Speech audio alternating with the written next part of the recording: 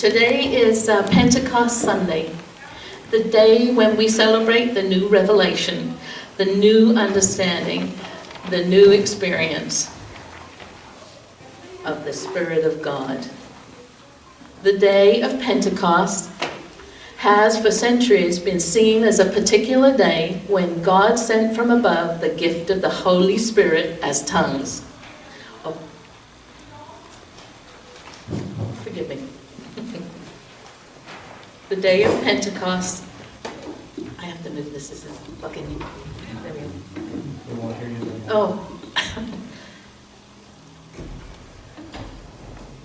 The day of Pentecost has for centuries been seen as a particular day when God sent from above the gift of the Holy Spirit as tongues of fire, causing quite a commotion, including the sudden ability of some to speak foreign tongues so that all could understand. This very literal interpretation does not make much sense, however, because the Spirit of God did not and would not come simultaneously to all in one moment, as if it had never been present before that day. We also know 2,000 years later that God is not separate from us and all creation, but is the heart of all things, within all things, and so all of life is the embodiment of the Spirit of God. The story of Pentecost in the book of Acts is Luke's way of telling a story about the powerful Spirit of God experienced by those early followers, no longer beyond them, but within them, giving them strength, courage, love, and compassion that amazed all those who encountered them. Pentecost is the witness of a living God in ordinary lives, creating extraordinary experiences. Reading Acts 2, verse 21, 1 to 21. When the day of Pentecost had come, they were all together in one place. And suddenly from heaven there came a sound like the rush of a violent wind, and it filled the entire house where they were sitting.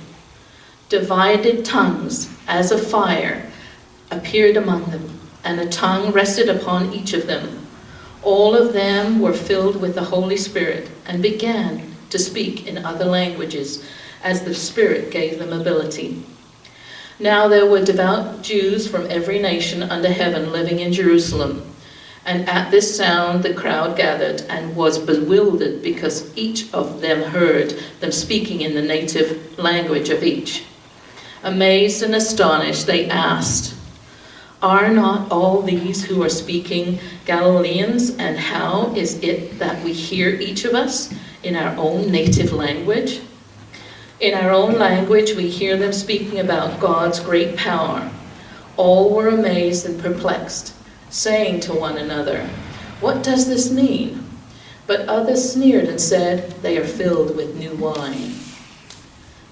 But Peter, standing with the other followers, raised his voice and addressed them. "People of Judea and all who live in Jerusalem, let this be known to you, and listen to what I say. Indeed, these are not drunk as you suppose, for it is only 9 o'clock in the morning. No, this is what was spoken through the prophet Joel. In the last days it will be that the Spirit will be poured out upon all people, and your sons and daughters shall prophesy, and your young shall see visions, and your old shall dream dreams.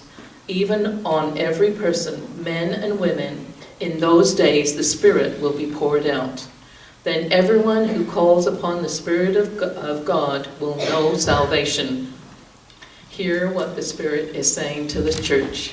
Thanks be to God. Thanks, Madeline.